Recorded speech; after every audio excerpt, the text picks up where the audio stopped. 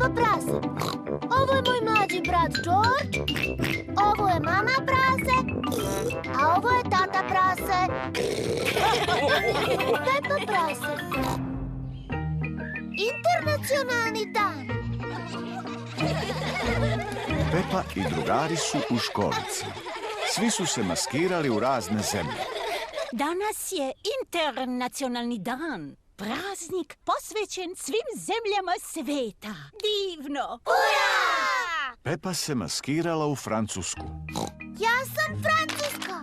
George je Rusija. Pedro je Amerika. Zoe je Japan. Konnichiwa. Suzi je Holandija. Halo, to znači zdravo. Madam Gazelo, šta rade sve zemlje sveta? Pa zajedno pevaju pesmu o miru. Ura! Ja volim da pevam. I ja isto. Jesmo li svi naučili tekst? Jesmo, Madam Gazelo. Mi u svetu želimo. Mir u svetu želimo. Mir u svetu želimo. Mir u svetu. Divno! Kasnije ćemo to da otpevamo mamama i tatama. Vreme je za odmor. Uživajte i lepo se igrajte. Sve zemlje se igraju u dvorištu. Velika Britanija je na toboganu. Francuska i Švajcarska se ljuljaju. Nemačka igra školice. 1, 2, 3. Amerika, Rusija, Španija i Grčka se igraju u pesku. Da napravimo veliku kulu. Iha! Dolaze Holandija i Japan. Sada je naš red da se igramo u pesku. Zašto? Zato što ste se vi već izigrali. Pređite na tobogan, na primer. Hoćemo još da se igramo. O ne, u pesku ima mesta samo za 4 zemlje odjednom. Šta se dešava?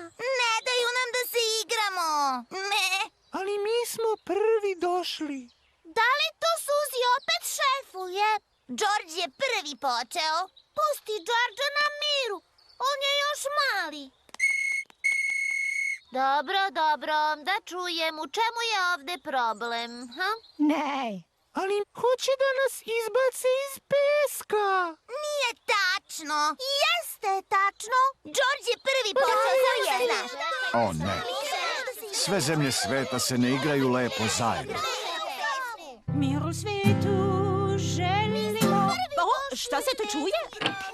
O ne, zemlje se svađaju. Dosta ste se igrali u pesku. Baš nismo.